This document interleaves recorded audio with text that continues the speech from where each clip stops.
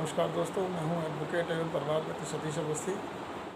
दोस्तों, जैसा कि आप जानते हैं कि मैं आज भी आपके लिए माननीय उच्चतम न्यायालय द्वारा निर्णीत एक केस लेकर आया हूं, जो कि पारिवारिक विवादों से संबंधित हैं। आज का ये केस माननीय उच्चतम न्यायालय के न्यायाधीश ऑनरेबल मिस्टर जस्टिस के जगन्नाथ सेठी साहब के द्वारा और ऑनरेबल मिस्टर जस्टिस BC राय साहब के द्वारा 1987 में निर्णित किया गया है।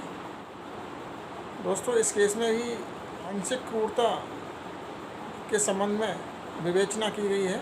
यह व्यवस्था दी गई है कि यदि पति अपनी पत्नी से पत्र लिखकर यह कहता है कि यदि उसके माता पिता के द्वारा आपसे कुछ हज़ार रुपये मांग लिए तो इसमें कुछ भी गलत नहीं किया है, क्योंकि तुम एक अमीर माँ बाप की बेटी हो, इसलिए आवश्यकता होने पर यदि कुछ हज़ार रुपये मेरे माता पिता मांगते हैं तो इसमें कुछ भी गलत नहीं है।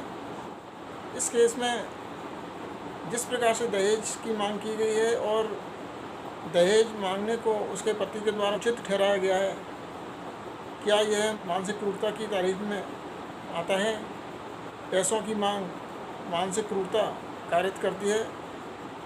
यह व्यवस्था इस केस में दी गई है। दोस्तों, इस केस की कहानी इस प्रकार है कि दोनों पति पत्नी का विवाह 1982 में हिंदू रीति रिवाज से हुआ है और ये दोनों पति पत्नी उच्च शिक्षित हैं।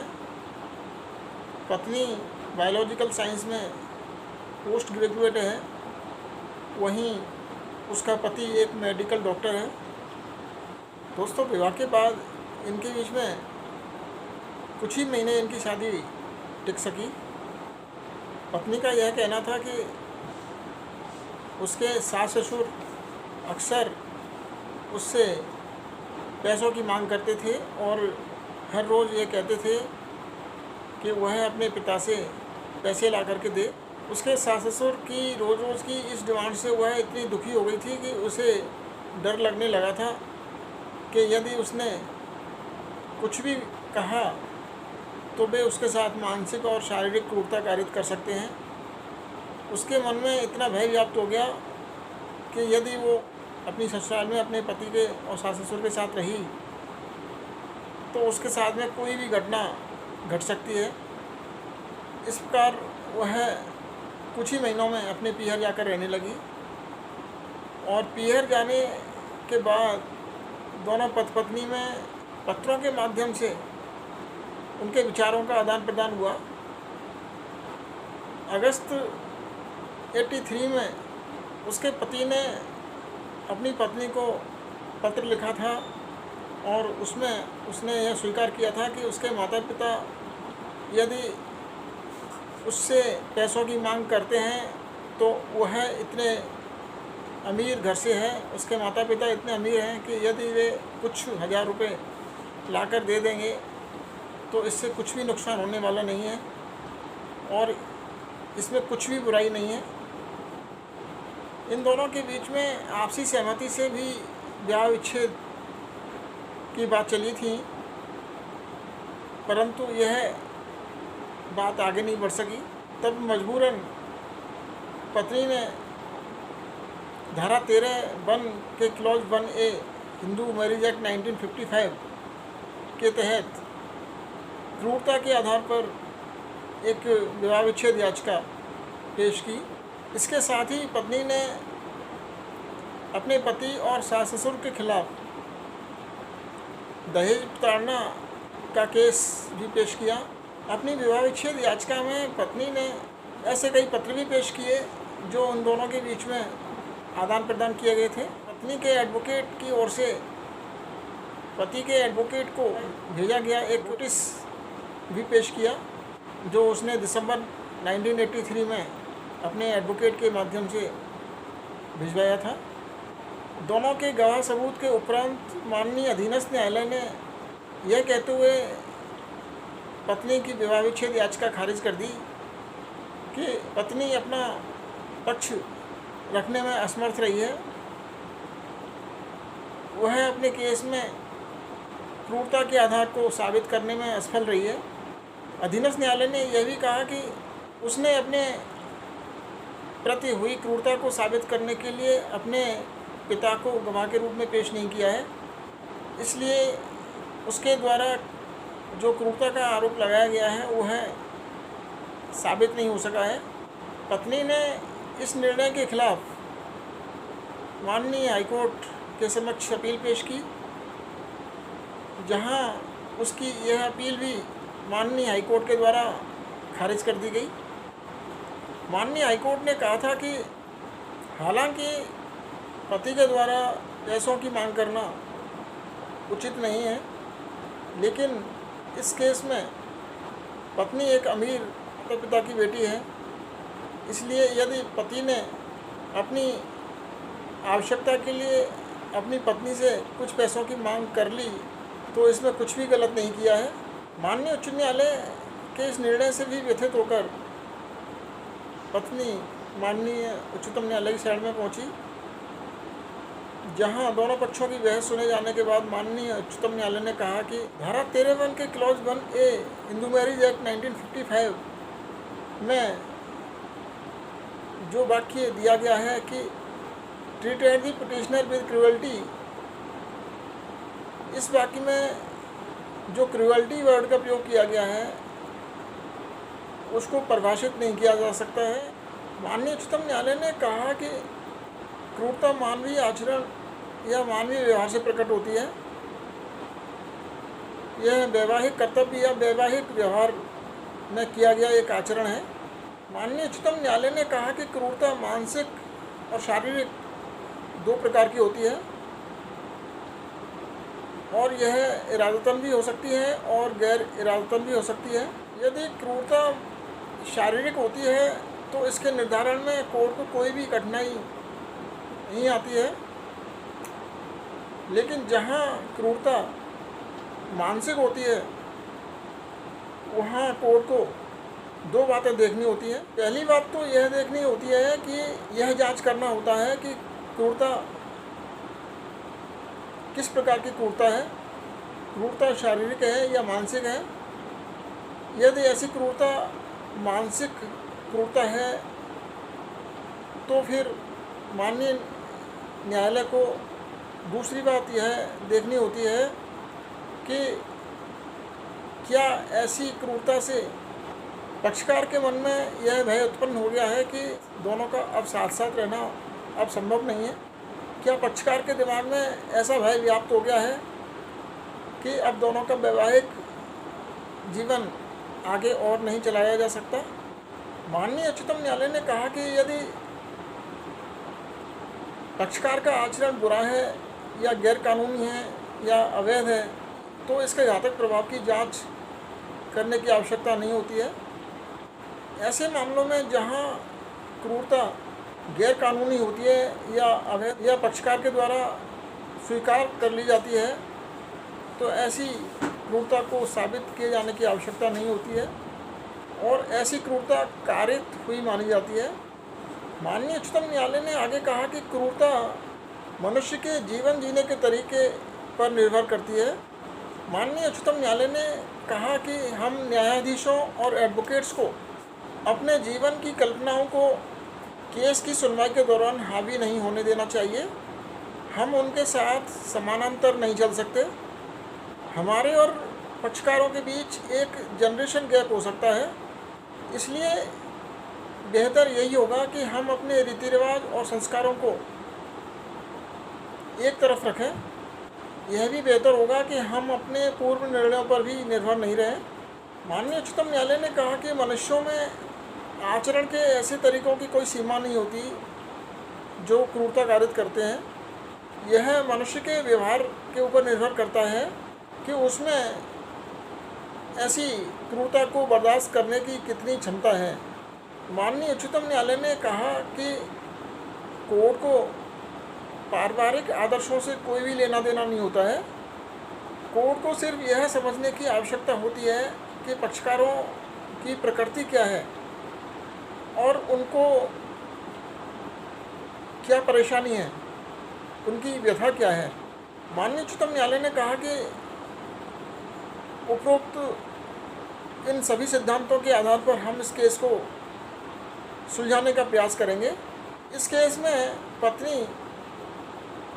क्रूरता के आधार पर विवाह विच्छेद की डिक्री प्राप्त करना चाहती है और उसने अपने पति और सास ससुर के खिलाफ धारा 498A IPC और दहेज प्रतिषेध अधिनियम 1961 के तहत भी केस लगाया हुआ है। माननीय उच्चतम न्यायालय ने कहा कि धारा 498A IPC के तहत पति या उसके परिवारजन के द्वारा किया गया ऐसा कोई कार्य जो उन्होंने अपनी इच्छा से और जानबूझकर किया है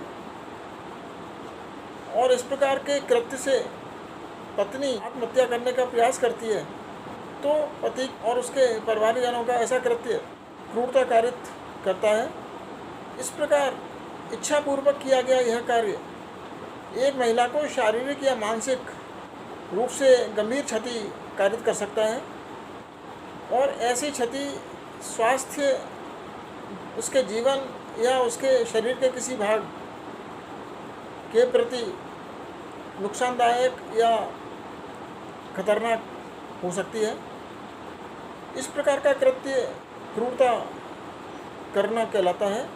माननीय उच्चतम न्यायालय ने कहा कि हमको दहेज प्रतिषेध अधिनियम 1961 या धारा 498A IPC के इस केस से कोई संबंध और सरोकार नहीं है।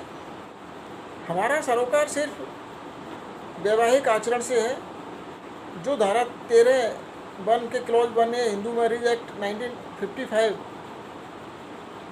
के तहत क्रूरता के आधार पर विवाह विच्छेद की डिक्री प्रदान किए जाने के लिए आवश्यक होता है।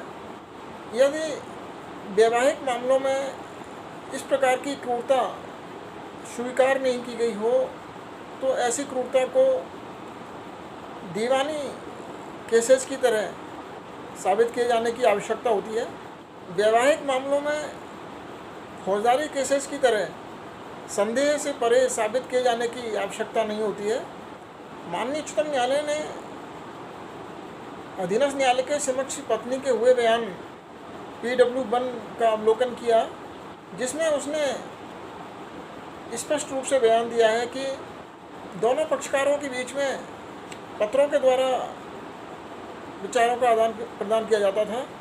इसमें कोई संदेह नहीं है कि पत्नी के सास ससुर अपनी पुत्र वधू से रुपयों की मांग करते थे और कहते थे कि वह अपने पिता से पैसे मंगवाए। माननीय उच्चतम न्यायालय ने पति की ओर से लिखे गए एक पत्र जो कि उसने 28 अगस्त 1983 को अपनी पत्नी को लिखा था जिसमें उसने यह तथ्य स्वीकार किया है कि यदि उसके माता पिता से कुछ रुपयों की मांग करते हैं तो इसमें कुछ भी गलत नहीं है। पत्नी ने अपने बयान में कहा है कि वह अपने पति और सास ससुर से इतनी भयभीत हो गई थी कि यदि वह ससुराल जाती तो वह फिर से पैसों की मांग करते तथा उसके साथ शारीरिक या मानसिक कोई भी घटना कारित कर सकते थे। पत्नी ने कहा कि इसी कारण मुझे अपने पति से इतनी घृणा हो गई कि मैंने अपनी ससुराल जाना उचित नहीं समझा और मैंने एक स्कूल में नौकरी ज्वाइन कर ली। माननीय उच्चतम न्यायालय ने कहा कि पत्नी का केस यह नहीं है कि उसके पति ने अपने निजी खर्चों के लिए उससे पैसों की मांग की थी, बल्कि पत्नी का केस यह है कि उसके सास ससुर ने उससे पैसों की मांग की थी और उसके पति ने अपने माता पिता की इस मांग को न्यायोचित ठहराया था। माननीय उच्चतम न्यायालय ने कहा कि हाई कोर्ट ने इस दिशा में इस मुकदमे की सुनवाई कर गलती की है कि पति अपने निजी खर्चों के लिए अपनी पत्नी से पैसों की मांग करता था। माननीय उच्चतम न्यायालय ने कहा कि यदि यह बात सही होती कि पति ने अपने निजी आवश्यकता के लिए अपनी पत्नी से पैसों की मांग की थी तो हम भी इस अपील को निश्चित रूप से खारिज कर देते लेकिन यह बात सही नहीं है। माननीय उच्चतम न्यायालय ने कहा कि यह सही है कि एक पत्नी को अपने पति की मदद अवश्य करनी चाहिए और पति को भी अपनी पत्नी की मदद करनी चाहिए। वे अपने जीवन में एक दूसरे के सुख दुख के प्रति भागीदार होते हैं। उन्हें अपने सुख दुख आपस में बांटकर अपनी ज़िंदगी जीने का प्रयास करना चाहिए। दोनों में से कोई एक पक्ष दूसरे पक्ष की कीमत पर खुशी प्राप्त नहीं कर सकता है, लेकिन यह केस इस प्रकार का नहीं है। पति ने अपने पत्र, जो कि उसने दिनांक 28 अगस्त 1983 को अपनी पत्नी को लिखा था, इस पत्र के माध्यम से यह स्वीकृति कर ली है कि उसके माता पिता ने उसकी पत्नी से पैसों की मांग की थी तथा यह भी कहा था कि यदि उसके माता पिता के द्वारा कुछ हज़ार रुपये मांगे गए हैं तो इसमें कुछ भी गलत नहीं है। पति का इस प्रकार का व्यवहार वास्तव में एक चिंता का विषय है। उसे ऐसी स्वीकृति तब तक नहीं करनी चाहिए थी जब तक कि वह खुद अपनी आवश्यकता के लिए पैसों की मांग नहीं करता, लेकिन उसके द्वारा अपनी आवश्यकता की पूर्ति के लिए अपनी पत्नी से पैसों की मांग नहीं की गई थी। पत्नी ने अपने बयान में साफ साफ कहा है कि उसकी सास उससे बार बार पैसों की मांग करती थी। माननीय उच्चतम न्यायालय ने कहा कि पत्नी के इस प्रकार के स्पष्ट बयान होने के बावजूद उसके बयानों पर यह कहकर पानी नहीं फेरा जा सकता है कि उसके द्वारा अपने पिता के बयान नहीं कराए गए हैं। माननीय उच्चतम न्यायालय ने कहा कि पत्नी का केस यह भी नहीं है कि उसके सास और ससुर ने सीधे ही उसके माता पिता से पैसों की मांग की हो, इसलिए यदि पत्नी के द्वारा अपने पिता के बयान नहीं कराए गए हैं तो इससे इस केस में कोई फ़र्क नहीं पड़ता है और यह बात कोई महत्व नहीं रखती है। पत्नी की साक्ष्य को यह कहकर भी अविश्वसनीय नहीं कहा जा सकता है कि वह अति संवेदनशील है या उसने अतिरंजना को लागू किया है।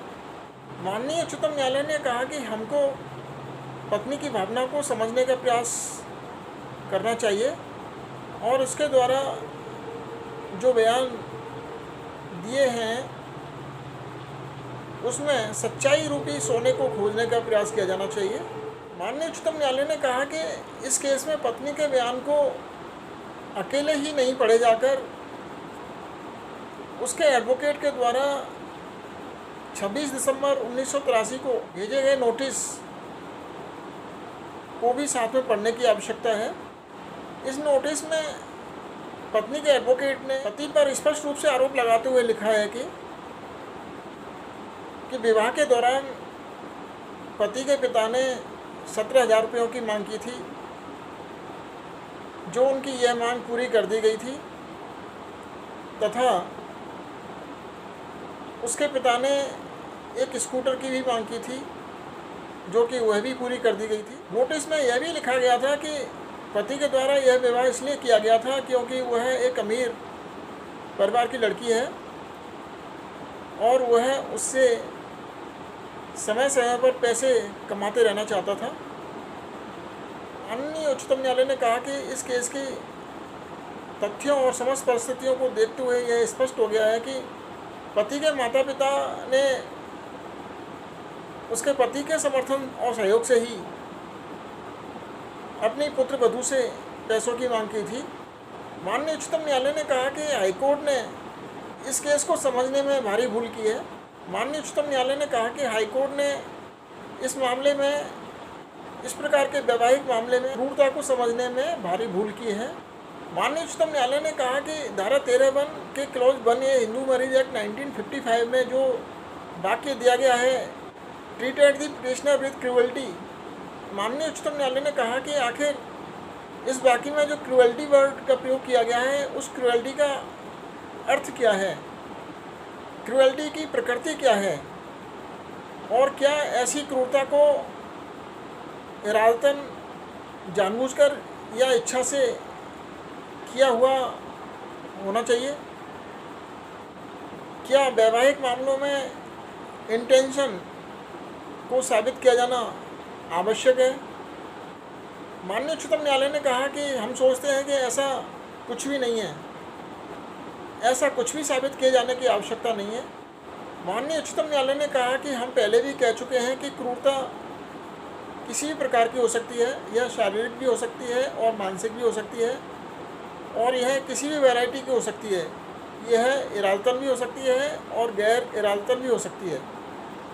यह अलग अलग केसेस में अलग अलग तरीके से हो सकती है। क्रूरता पक्षकारों के आचरण के ऊपर निर्भर करती है। जिस मामले में किसी आचरण को क्रूरता बताकर शिकायत की गई है, हो सकता है कि वही आचरण किसी अन्य मामले में क्रूरता नहीं हो सकता है वह किसी अन्य मामले में क्रूरता नहीं कहलाई जाए। यदि कोई क्रूरता गैर इरादतन भी की गई हो तो भी वह माफ़ किए जाने योग्य नहीं होती है। इसलिए यदि क्रूरता साबित कर दी गई हो और उसका इंटेंशन या इरादा साबित नहीं किया गया हो तो भी ऐसा कृत्य क्रूरता कारित किया हुआ माना जाता है। इरादा नामक जो तत्व है, यानी इंटेंशन जो तत्व है, वह क्रूरता के लिए साबित किया जाना जरूरी नहीं है। यदि किसी पक्षकार का इरादा शोषण करने का है, दुखी करने का है, नुकसान पहुंचाने का है, तो ऐसे पक्षकार के आचरण की प्रकृति ऐसी क्रूरता को खुद ही साबित कर देती है। लेकिन यदि कोई कृत्य किसी इरादे के साथ नहीं किया गया है तो भी कोई फर्क नहीं पड़ता है। कोई भी न्यायालय किसी पक्षकार को यह कहकर अंतोष दिए जाने से इनकार नहीं कर सकती कि कोई कृत्य जानबूझकर इच्छा से या इरादतन नहीं किया गया है। माननीय उच्चतम न्यायालय ने समस्त तथ्यों और परिस्थितियों को देखने के बाद अपना अंतिम फैसला देते हुए कहा कि पत्नी के द्वारा यह स्पष्ट रूप से साबित कर दिया गया है कि उससे उसके सास ससुर ने दहेज की मांग की थी। यह सर्वविदित है कि दहेज की मांग किया जाना निषेध है। इसलिए उसके सास ससुर के द्वारा दहेज की मांग किए जाने के कारण और उसके पति के द्वारा इस बात की स्वीकृति दिए जाने के कारण यह कृत्य क्रूरता कारित किए जाने, यह कृत्य पत्नी के प्रति एक क्रूरता होने के कारण पत्नी अपने केस में विवाह विच्छेद की डिग्री प्राप्त किए जाने की अधिकारी है। माननीय उच्चतम न्यायालय ने कहा कि पत्नी के द्वारा पेश की गई यह अपील स्वीकार की जाती है तथा नीचे की दोनों ही न्यायालयों के द्वारा दिया गया निर्णय पलटे जाने योग्य है और हम पत्नी को विवाह विच्छेद की डिग्री दिए जाने की उसकी प्रार्थना स्वीकार करते हैं। तो दोस्तों, इस प्रकार माननीय उच्चतम न्यायालय द्वारा इस केस में अपना निर्णय सुनाया गया। तो दोस्तों, आपको आज का यह केस और इस केस के आधार पर पेश की गई यह कहानी आपको ज़रूर पसंद आई होगी। आप इसे ज़्यादा से ज़्यादा शेयर करें। मैं इसी प्रकार रोज़ आपके समक्ष माननीय उच्चतम न्यायालय द्वारा निर्णित ऐसे ही केस है जो पारिवारिक विवादों से संबंधित होते हैं, मैं आपके समक्ष प्रतिदिन पेश करता रहूँगा। आपने इस वीडियो को अंत तक देखा है, इसके लिए आपको बहुत बहुत धन्यवाद। तो फिर मिलते हैं कल, तब तक के लिए नमस्कार।